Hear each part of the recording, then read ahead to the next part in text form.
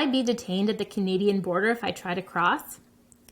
Lots of officers threaten to detain inadmissible travelers. In practice, this doesn't happen very much, unless someone is causing a disturbance, has tried to sneak in the past, or has been repeatedly told that they require documentation to enter Canada and has failed to provide that documentation.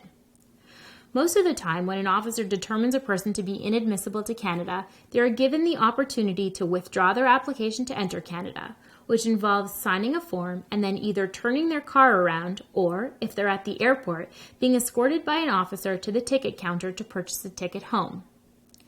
In cases of multiple refusals or undocumented travelers, they may be temporarily banned from traveling to Canada, for example for a year, or in more extreme cases they can be deported, which bans a person forever unless they apply for relief to return.